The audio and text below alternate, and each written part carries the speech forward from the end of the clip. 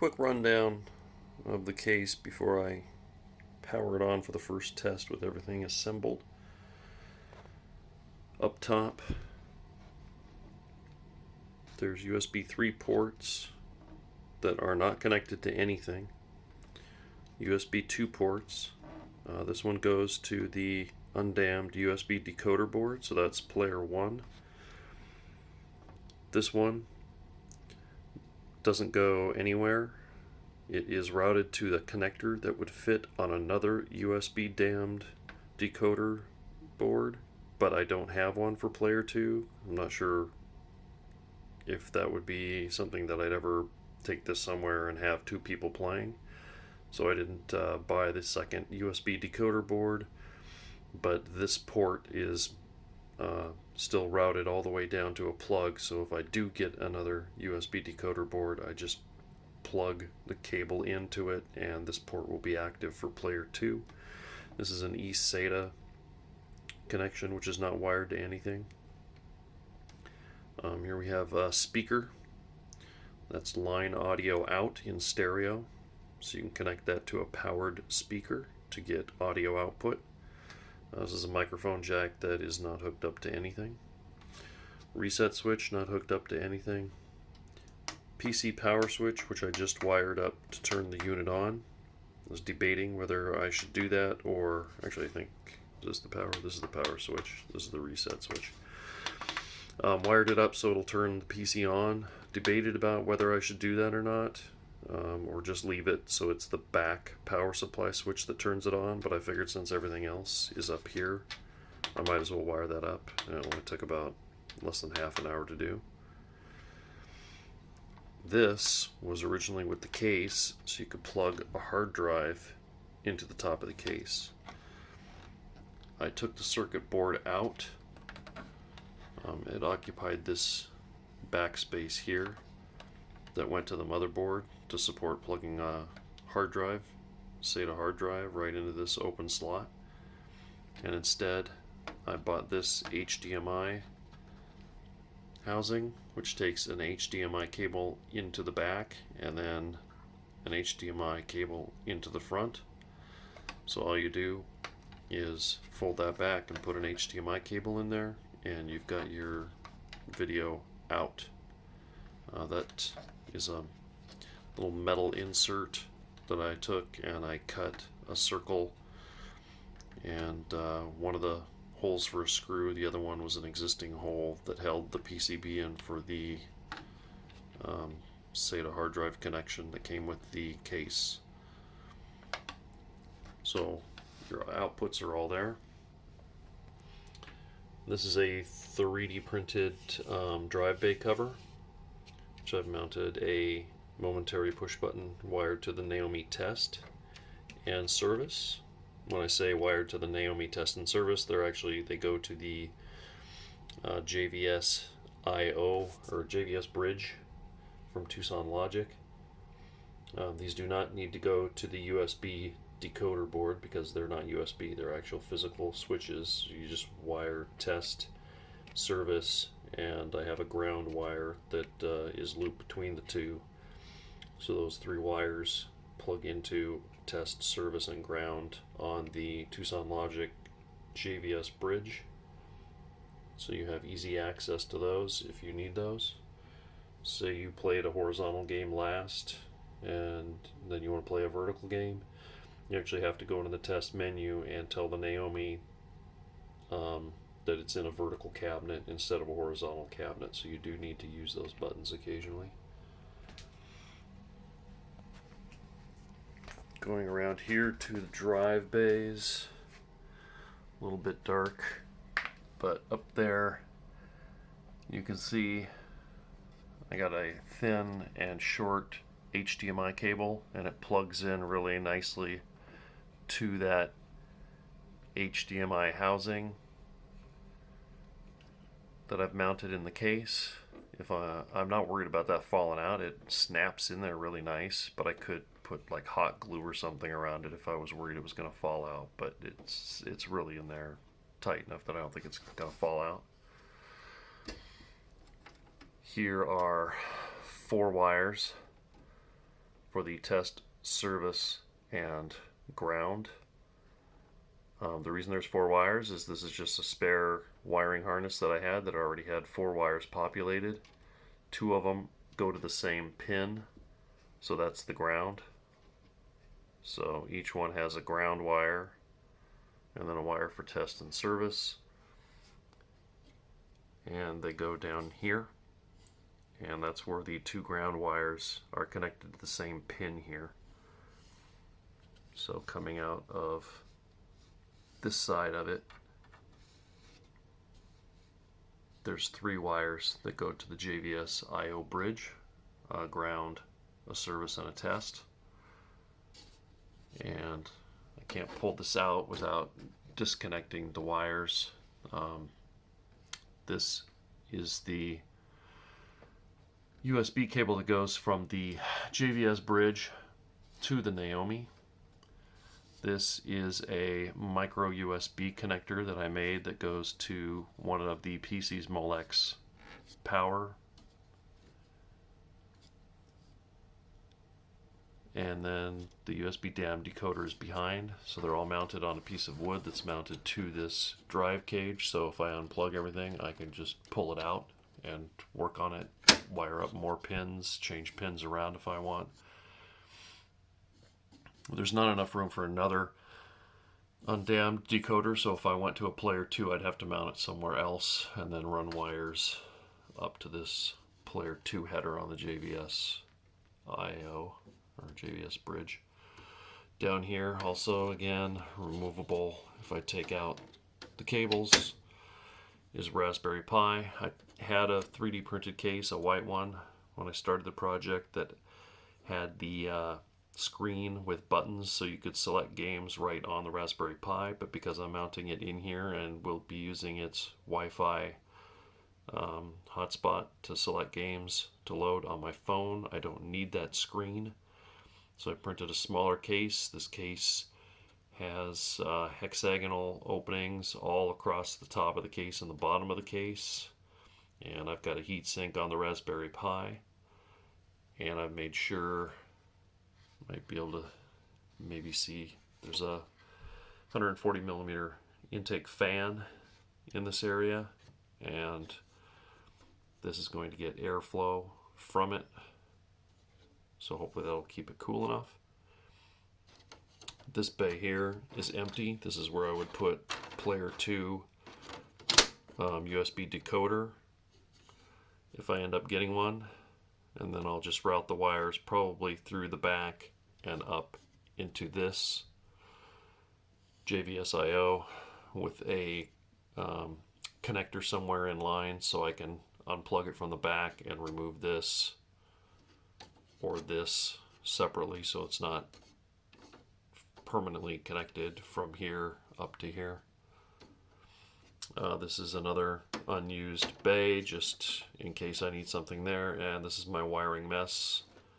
The back is filled with all the unused cables from the power supply because it's not a modular power supply. So this has got a Molex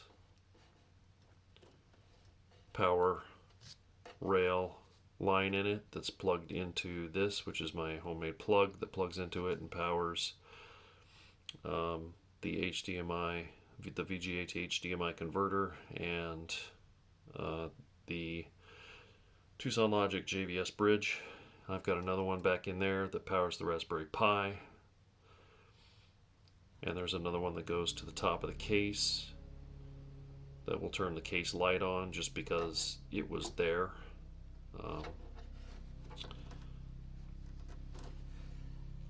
And then here's the VGA to HDMI adapter, which is held in with Velcro so it won't come out.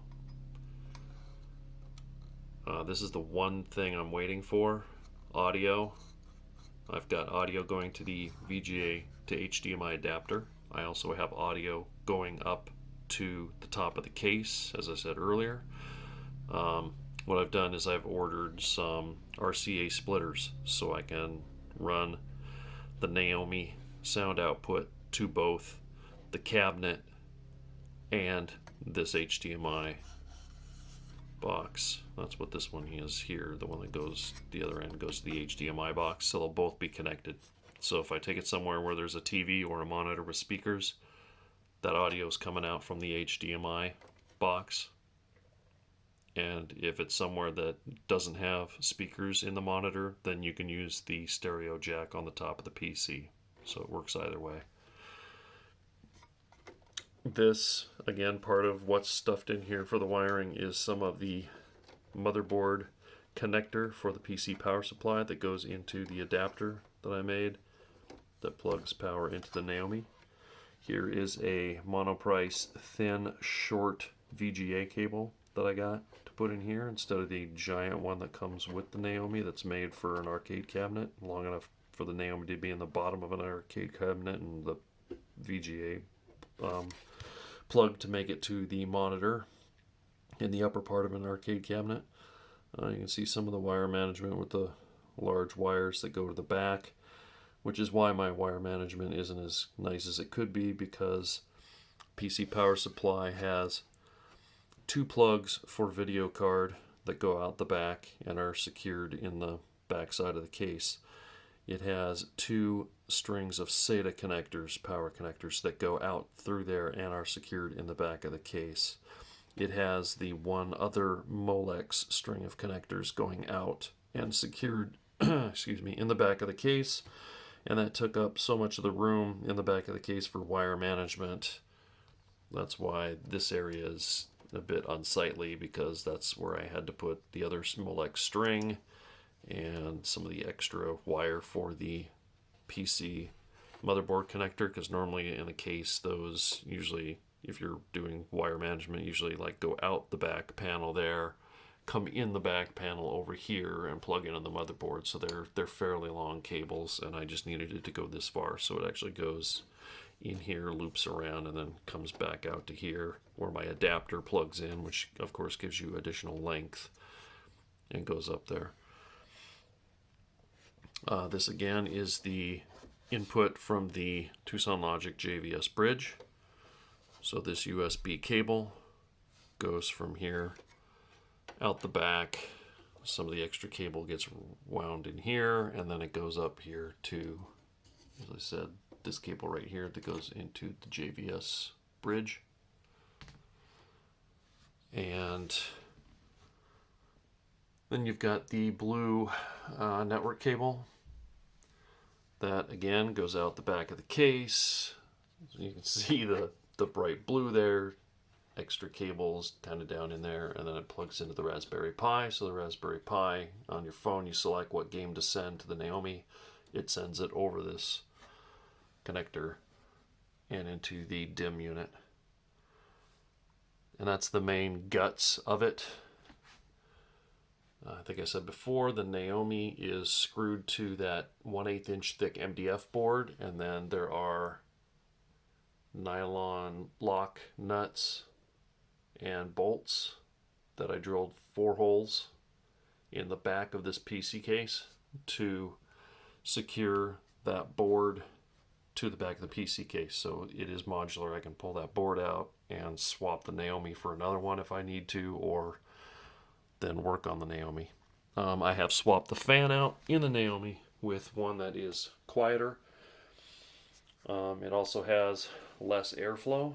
However, this case has that 140 mil in the front of the case. Up at the top of the case, there's 240 millimeter fans for exhaust, and there's another fan here in the back for exhaust. It's a negative air pressure case because it's got a lot more air exhausting than it does intake, which is the reverse of how I tend to build my PCs, but that's how this case was, so I'm going with it. The way the Naomi is mounted, the exhaust fan for the Naomi is up here, and there's about 1 inch of clearance, and it kind of points right towards this 140 millimeter exhaust fan that's taking air out of the case. So we'll have air coming in the front, and then there's a fan on the CPU and internally in the Naomi that blows on that, and then there's an exhaust fan in the Naomi that pulls air up, which will be helped by this fan pulling that hot air directly out. In the back, I got this case with a motherboard, and this is a 3D printed back plate so that I didn't have to leave the PC back plate in with your USB ports and video ports and audio ports all in it. So it's just a nice black cover for that. It came with 3 of these PCI slot covers, but the others were missing, so these are also 3D printed pieces, just so there's not open holes there. These grommets are part of the case. All the grommets in this case are kind of falling apart, so some of these little rubber triangles are missing. Not sure what purpose that would serve in a case, that you'd have something coming out of the case and then I guess plugging into here. But you know, they're there, and there's nothing I can do other than maybe see if I can print a plug that'll fit in there instead of the grommets, but I'm not too worried about that. And that's it. That's an overview of the final case. And then, like I said, I believe this week I should be getting the RCA splitters to enable audio to be coming through the top speaker plug on the case and also through the HDMI cable if you've got a TV or monitor that handles that.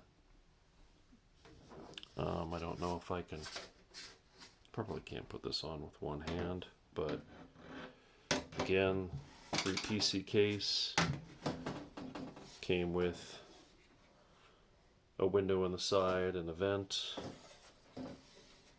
and it's kind of cool that you can see the Naomi logo through the window and see the Naomi in there.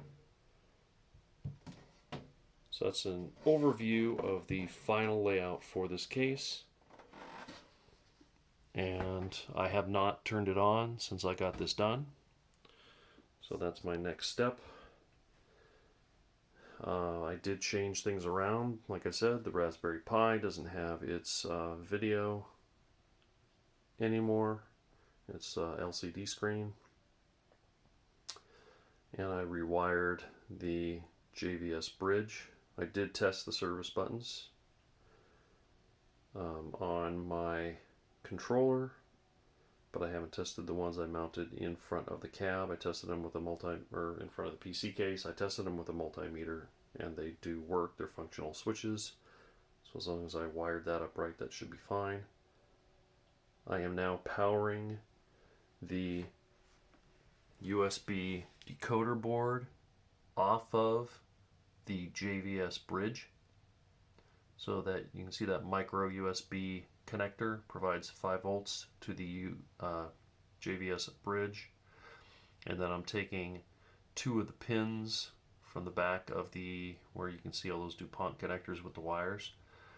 One of the 5 volt and one of the grounds is going behind it to the undammed USB decoder board to provide 5 volts to it, so I don't have to have a separate power line going to that from the Naomi. So you'll see the Naomi, as I think I pointed out in previous videos, this header here is 2 5 volt pins and 2 ground pins. That's not in use right now. Everything's being powered directly off the PC power supply and not drawing the power out of the Naomi. It just seemed easier since I had the Molex plugs in here in this area to take the power from here out the back and plug into these things instead of having a wire coming from here and going through these, since there already is this USB cable that kind of comes out and then goes in the back before it gets routed up to here. just less stuff, less wiring mess there to do it that way. Yeah, so everything should work. The power button has not been tested on the PC case. I was running it with the black and green wires from the power extension I made here. I soldered the black and green, a ground, and the green power on wire together, which means that when you turn the power on the PC power supply, it powered this up. But what I've done instead is I cut those two wires to separate them, and then it's somewhere tucked in here, a little 2-pin header that you normally plug onto a computer motherboard for the power switch. That's all that is it runs to the power switch on top of the PC, and when you press it, it makes a connection between the green and black wires. So I made a harness that goes right here from the green and black wires. Actually, I probably can show that.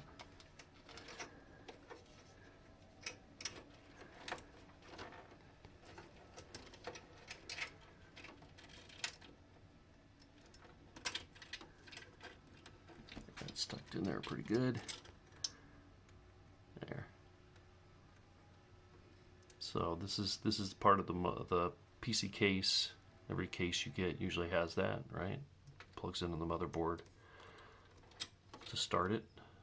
There shouldn't be a gap showing metal there. That's because I just pulled on this and it was in there pretty tight and it separated a little bit. So this is a handmade cable that I soldered to a 2-pin connector and then covered the connection with shrink tubing and some hot glue just to make it covered better.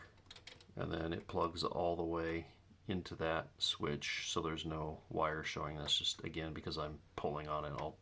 I'll snug that up again and tuck it back in there and it'll be fine. It won't short to anything.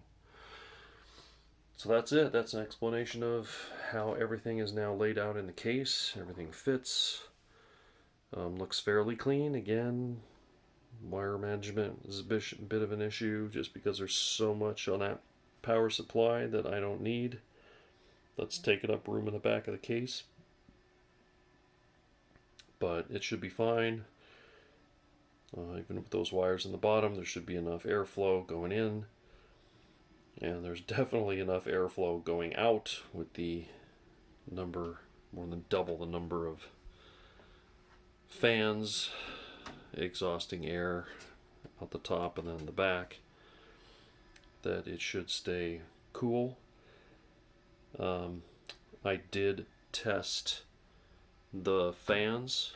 I tested all 4 fans with an external power supply running at 5 volts to see how quiet it was, and you couldn't hear anything. Couldn't hear the fans at all. They did work. They did spin. They were moving air.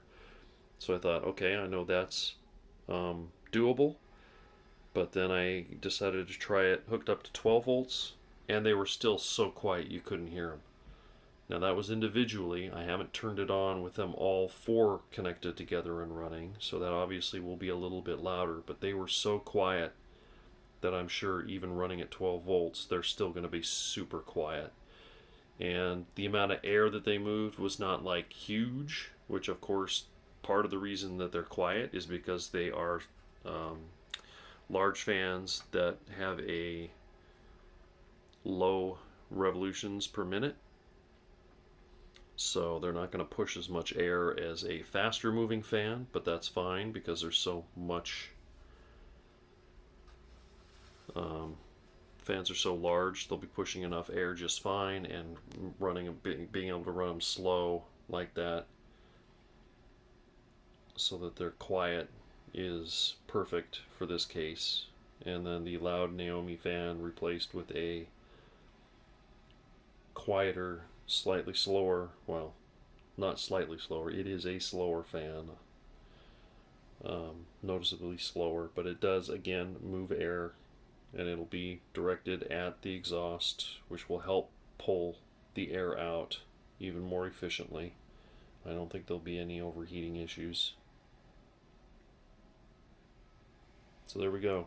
overview of how the case turned out, and just leaves power on testing and finishing the RCA wiring.